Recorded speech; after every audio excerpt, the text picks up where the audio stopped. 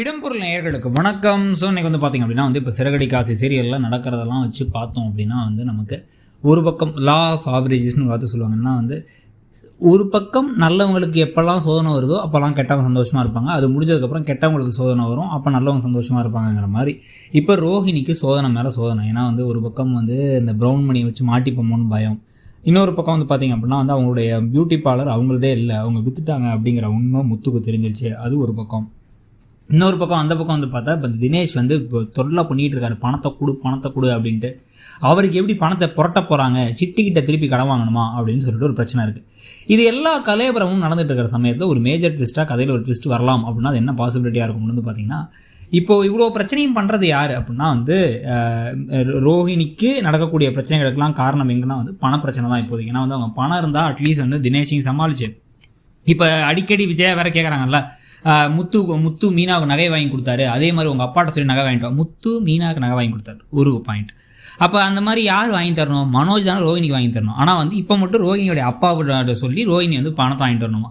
என்ன லாஜிக் இது? கேட்டிருக்கலாம்ல ரோஹிணி டக்குன்ட்டு. இல்லைங்க, மீனாவுக்கு நகை வாங்கிட்டு வந்தது புருஷன், என் புருஷன் வேலைக்கே போகாமல் இத்தனை பார்க்கில் படுத்து கடந்து இப்போ தான் வேலைக்கு போகிறாரு. அது என்ன வேலைன்னு சொல்லவே மாட்டார், சீக்ரெட் ஏஜென்ட் மாதிரி ஏதோ பெரிய வேலைன்னு பார்த்தா கடைசியாக வெயிட்டராக இருக்காரு. அவரை நகை போட சொல்லுங்கள், எங்கள் அப்பா ஏன் போடணும் அப்படின்னு கேட்கலாம். ஆனால் அப்படி கேட்டால் மரியாதை குறைஞ்சிடும் நினச்சி பணத்தை ஏற்பாடு பண்ணுறதுக்கு ஏதாவது வேலைகள்லாம் செஞ்சுட்டு இருக்காங்க. இப்போ அவங்க சிட்டிக்கிட்ட கடன் வாங்கலாம்னா சிட்டிக்கிட்ட கடன்லாம் வாங்க வேணாம், வாங்கினா மாட்டிப்போம், பிரச்சனையாயிடும் அப்படின்னு வேறு பயந்துட்டு இருக்காங்க.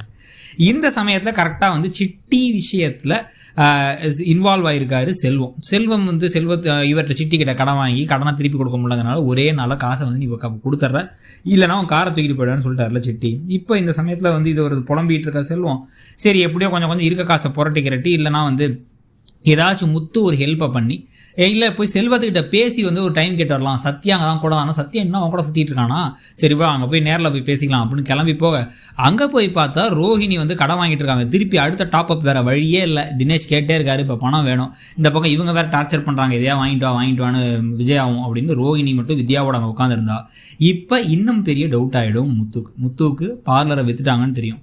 பணக்கார பொண்ணு ஓன் பார்லர்னு வீட்டில் கதை சொல்லிட்டு அப்புறம் ஏன் அதை விற்கணும் அப்படிங்கிற கேள்வி டவுட் அவருக்கு மனசில் இருக்குது. இப்போ அந்த பொண்ணு நான் கடன் வேறு வாங்குது அப்படிங்கிறது தெரிஞ்சா, இப்போ இதுக்கு முன்னாடி 2-3 தடவை கடன் வாங்கியிருக்கு அப்படிங்கிறது தெரிஞ்சா, அப்போ இந்த பொண்ணோட அப்பாவே இல்லையா? எப்படி திடீர்னு இந்த பொண்ணுக்கு பணத்தை அனுப்புகிறாங்க? மலேசியாவிலேருந்து மாமா, மலேசியாவிலேருந்து சித்தப்பா, அப்பான்னு எல்லா கேரக்டர்ஸையும் சொல்லிட்டு இந்த பொண்ணு ஏன் கந்து வட்டிக்காரன்ட்ட கடன் வாங்கணும், அதுவும் இவ்வளோ எக்ஸ்ட்ரா வட்டிக்கு அப்படிங்கிறத யோசிக்க ஆரம்பித்தாலே இந்த பொண்ணு பண்ணுறது எல்லாமே ஃப்ராட் அப்படிங்கிறது தெரிய ரோஹிணியை பற்றி உண்மைகளை கொஞ்சம் கொஞ்சமாக முத்து கண்டுபிடிக்க ஆரம்பிக்கலாம்னு கதை போகிறதுக்கான வாய்ப்புகள் இருக்குது. ஆனால் அது உடனடியாக நடக்குமா, இல்லை அதுக்கு முன்னாடி முத்துவுக்கும் இவருக்கும் பிரச்சனை ஆயிடுச்சு, சிட்டிக்கும் பிரச்சனை ஆயிடுச்சு, அவங்க சண்டை போட்டுட்டு இருக்காங்க, அதனால சண்டைகளும் சச்சரவுமா கதை போகுமா அப்படிங்கிறத பார்க்கணும். ஒருவேளை ரோஹிணி கொஞ்சம் கொஞ்சமாக படிப்படியாக முத்துக்கிட்ட மாட்டி எல்லா உண்மைகளையும் முத்து கண்டுபிடிச்சாருன்னா ஓகே நினைக்கிறீங்களா? இந்த கதையில் நீங்கள் என்ன எதிர்பார்க்குறீங்கிறத சொல்லுங்கள். தேங்க்யூ. இடம்பொருள் நேயர்களுக்கு வணக்கம். ஸோ இன்றைக்கி பார்த்திங்க அப்படின்னா இப்போ சிறகடி காசி சீரியலில் நடக்கிறதெல்லாம் வச்சு பார்த்தோம் அப்படின்னா